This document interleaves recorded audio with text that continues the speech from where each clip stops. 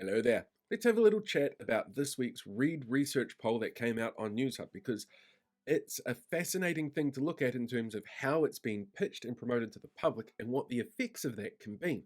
You see, we see polls as a strict linear progression of cause to effect, but in reality, from a non subjective, non linear point of view, it's more like a big ball of wibbly wobbly, timey wimey stuff. You see, what we're looking at is a snapshot of what happened during the polling period, and then it's presented to us as this is what's happening now and what will happen in the future.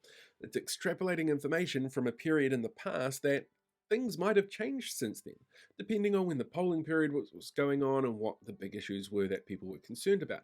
Those issues might not be a concern now, or there's been new issues that have superseded those.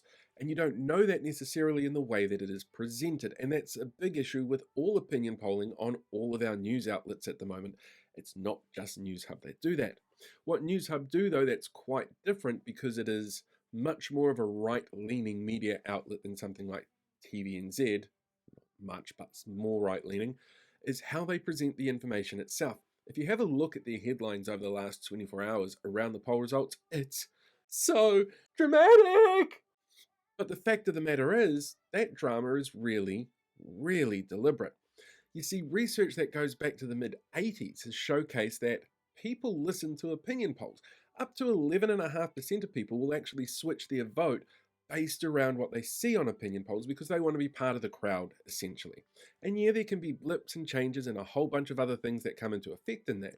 But the way that opinion polls are presented make people reconsider their vote. So when you have an opinion poll like this that, doesn't tell you how many people are undecided, for example, or refuse to answer the questions, that can be really misleading. And again, a lot of our news outlets are doing that. The other thing that really shows up in how Newshub presents this is the drama. And that drama is really important. Research shows that if you've got a big, scary poll that goes against what everybody else is saying or is really dramatic, you're much more likely to, one, get viewer counts up and get eyeballs on that content, but it's also much more likely to have an impact on the way that people vote. It's called the bandwagon effect, and essentially, people want to jump on the bandwagon. They don't necessarily know that they're doing it, but an opinion poll like this, like any opinion poll, can really lead people to do that. It's one of the reasons why a lot of our media outlets are starting to frame opinion polls as done deals on the election, when in reality the only poll that does count is the one on October 14.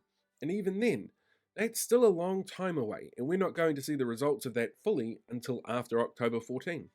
So if you get polled, do it. It'll be fun. It'll be interesting. But when you see the news present opinion polls, remember, they're a snapshot of a moment in the past.